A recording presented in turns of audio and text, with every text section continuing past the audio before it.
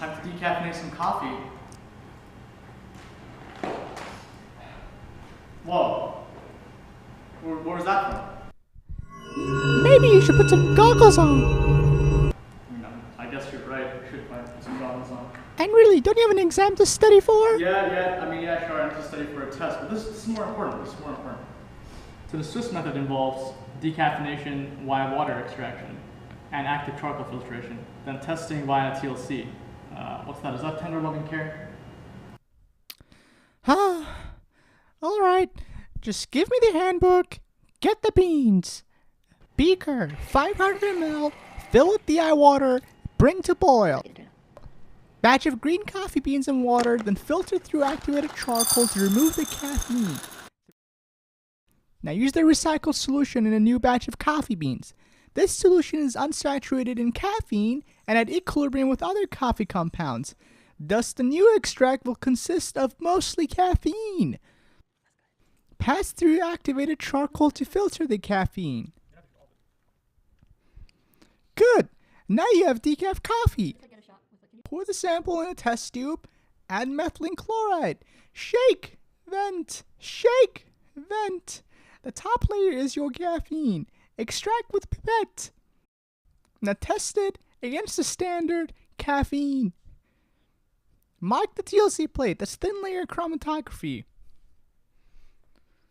But this was microscale chemistry. If you want any chance of feeding decaf to more than one person or making any profit, you gotta go big.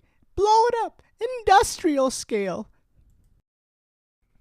In the industrial process, the caffeine-free heated solution flows through multiple tanks. As chemical engineers, we represent the various tanks as a black box. Basically, we don't care what happens inside the box, only what goes in and what comes out. And we call this doing material and energy balances about a system. Then we set up our mass balance for the caffeine, where we can see the caffeine lost by the system, our black box, by taking the difference between the densities multiplied by the flow rate. We do the same thing for the energy balance. This way we know how much heat we should put into our water to get the desired initial and final temperatures. One reason we want to know the heat and the final temperature is because we could partially be roasting the beans, that is browning the coffee beans, and we don't want to do that before the actual roasting process, so it's important to keep that in mind. Another important tool we use as chemical engineers is dimensional analysis. Essentially, we use the units for each equation to see whether the calculation we've done is wrong. Here, the units cancel out, so maybe our calculation isn't wrong, but we can never be sure. Formally, this process is known as leaching, where one substance is removed from a solid via liquid extraction. In this case, our solid is caffeine, and our liquid is water rich in coffee compounds, but not in caffeine. Now we go back to the drawing board. Industrial scale decaffeination also uses carbon filters in the Swiss water method. Now we can do a balance about the charcoal filter. The principles are essentially the same. Accumulation is equal to the rate of mass in minus the rate of mass out. We would factor in reactions as well, but no reactions are happening here. The balance about the evaporator and the condenser is more tricky, as the mass of water in the flow-in affects the amount of heat we need to put in to dry the coffee beans without roasting them.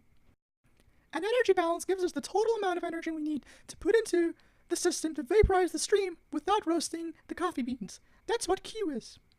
At the end, we can represent the entire process as a black box with everything thrown in.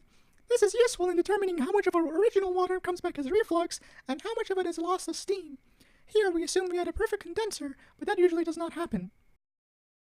The Swiss process takes really long at 10 hours compared to with other non-solvent-based processes like CO2 extraction. Since we reuse the same saturated water solution, loss and blurring of flavors occurs, especially if using various strains of coffee beans, say coffee from Brazil versus coffee from Turkey. Beans also become partially brown due to the heating during the extraction and the drying, which makes the browning process inconsistent during the actual roasting. On the other hand, the process is environmentally safe as no harmful solvents like methylene chloride are used.